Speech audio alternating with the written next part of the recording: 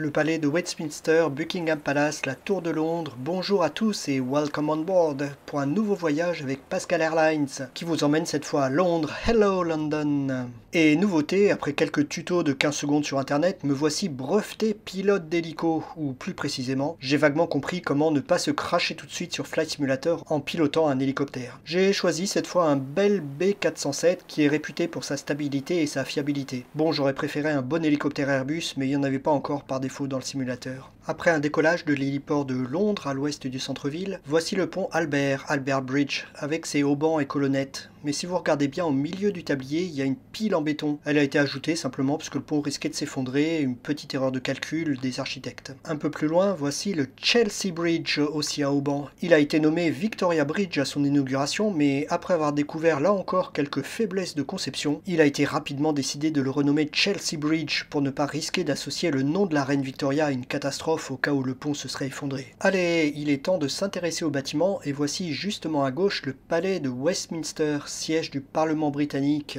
C'est le siège des cloches aussi, mais je ne parle pas des parlementaires, mais de Big Ben bien sûr. Le premier palais ici a été construit au XIe siècle, puis il a brûlé au XVIe siècle, puis il a été reconstruit, puis rebrûlé en 1834. Si bien que le palais d'aujourd'hui, c'est une construction néo-gothique assez récente du milieu du XIXe siècle. Ce palais se distingue par 3 tours différentes. La première en arrivant, c'est la plus massive, c'est la tour Victoria. Un système de drapeaux différents en haut permet de savoir si le roi est présent ou pas dans le palais. La tour centrale s'appelle Central Tower tout simplement. Mais là-bas, tout au bout, c'est la plus connue, c'est la Clock Tower qui héberge l'horloge la plus connue du monde, Big Ben. Son mécanisme est purement mécanique, mais pèse quand même la bagatelle de 5 tonnes. Il nécessite d'être remonté à la main 3 fois par semaine. À chaque fois, ça prend 1 heure environ et beaucoup de sueur. Par contre, si vous voulez visiter cette Clock Tower, il y a une condition drastique, il faut habiter au Royaume-Uni. Derrière ce palais se cache l'abbaye de Westminster, là où les rois et les reines se marient, comme ici Kate et William en 2011, ou encore les funérailles de la reine Elisabeth en 2022. Au-dessus à gauche, le grand parc qu'on voit, c'est le parc St. James.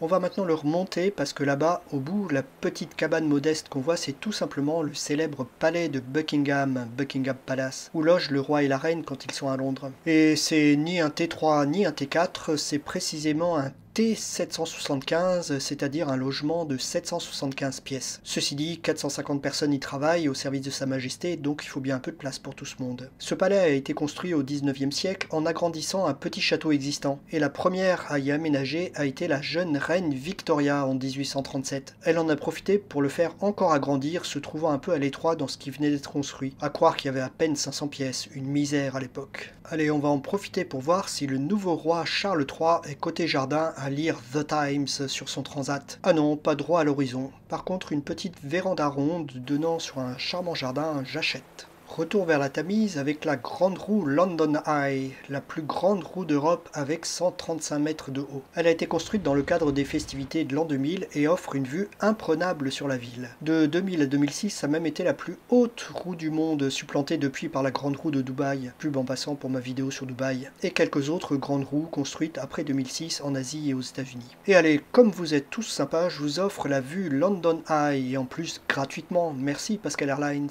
On va continuer à remonter la Tamise et un peu plus loin sur la rive gauche, la grande église qu'on voit là-bas avec une coupole, c'est la cathédrale Saint-Paul. Elle est construite sur l'emplacement d'une église normande du XIe siècle qui a eu la malheureuse idée de brûler 4 fois et d'être reconstruite à chaque fois dans un style différent. Décidément, les incendies à Londres, c'est une triste habitude. Cette cathédrale actuelle de style classique a été construite en 1675 et c'est donc la 5e église. Elle a failli brûler, ceci dit, comme les autres, puisque pendant la Deuxième Guerre mondiale, les bombardiers allemands prenaient à chaque fois sa grande coupole blanche comme point de visée pour lâcher leurs bombes. Mais au final, elle n'a reçu qu'une seule bombe en 1941 et qui en plus a fait des dégâts limités. Voir sa grande silhouette blanche dépasser des ruines environnantes a été une source de courage pour toute la population londonienne pendant la guerre. Cette grande coupole, c'est aussi une des plus grandes du monde, au même titre que Saint-Pierre à Rome par exemple. Cette cathédrale se situe par ailleurs en plein quartier d'affaires, donc si vous venez la visiter le week-end, ne soyez pas étonnés de voir plein de rues vides et des commerces fermés autour. Le petit pont qui traverse la Tamise au niveau de la cathédrale, c'est le Millennium Bridge, un pont piéton piéton construit en l'an 2000. Et ça faisait plus de 80 ans qu'aucun nouveau pont n'avait été construit à Londres. Mais ce pont, ce Millennium Bridge, il est surtout célèbre pour avoir été détruit par les Mange-Morts dans Harry Potter et le Prince de Sang Mêlé.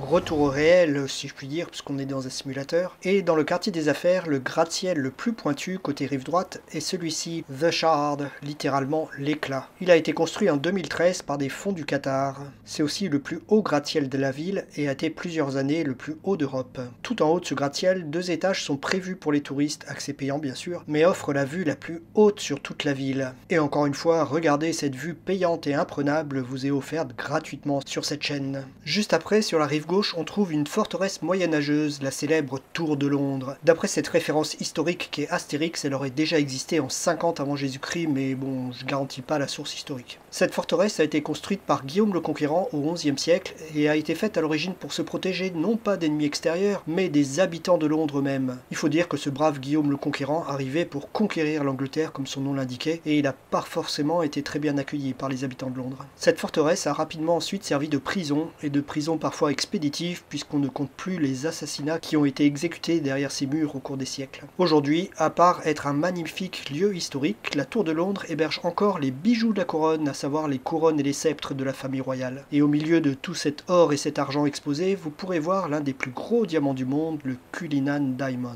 Juste après la Tour de Londres, voici le pont le plus connu de Londres, Tower Bridge, dans son inimitable style néo-gothique. C'est un pont du XVIIIe siècle qui a été construit en aval des derniers quais, pour éviter aux habitants tout un détour en ayant à remonter jusqu'au London Bridge. Mais du coup, il fallait que ce Tower Bridge puisse laisser passer les bateaux de marchandises pour alimenter les quais en amont, et c'est pour ça qu'il a un tablier qui se remonte, comme on peut le voir ici. Tiens, vous croyez qu'on peut passer entre le tablier et la passerelle supérieure? Allez, chiche, on y va. Et hop, c'est passé, pas d'écran noir, vous êtes craché, c'est la magie du simulateur, parce que dans la vraie vie, je ne vous encourage pas à essayer. On est maintenant arrivé à l'est du centre-ville, dans le quartier des docks qui s'étendent sur des kilomètres, mais nous, on va faire demi-tour gauche et retraverser Londres. Derrière le Tower Bridge et la Tour de Londres, tous ces gratte-ciels là-bas, c'est la City, le centre des affaires de Londres. C'est aussi l'un des principaux centres financiers mondiaux. L'immeuble un peu plus large, à gauche et un peu plus petit, c'est le Walkie Talkie à cause de sa forme qui abrite un restaurant avec jardin intérieur au tout dernier étage. À droite, l'espèce de suppositoire noir, c'est Gherkin le cornichon en anglais. Il a été construit en 2003 sur l'emplacement d'une ancienne bourse maritime détruite par une bombe de l'IRA en 1992. Après ce quartier de gratte-ciel, on va survoler le quartier de Holborn et ses nombreux immeubles de bureaux et commerces. Et ensuite là-bas, on voit un grand toit vert avec une espèce de coupole aplatie, c'est le British Museum, un des plus grands et des plus beaux musées mondiaux, en particulier si vous vous intéressez à l'Égypte antique, l'histoire romaine ou n'importe quelle civilisation historique du monde. Cette grande couverture centrale, c'est une œuvre assez récente de l'architecte Norman Foster pour recouvrir une ancienne cour intérieure. Petit détour vers le sud pour survoler une des places les plus animées de Londres, Piccadilly Circus qu'on voit ici, et son immense écran télé qui recouvre un immeuble arrondi sur la place. Voilà, après ce tour de Londres, il va maintenant être temps d'aller se poser et un peu plus loin, regardez, je vois un lieu assez propice, Regent's Park, un superbe parc qui fait partie du domaine royal. Bon, comme c'est la première fois que j'essaie de me poser un hélicoptère, on va essayer de pas tout casser, pas de volet à sortir, pas de train d'atterrissage, pas de vitesse à contrôler sauf la vitesse de descente.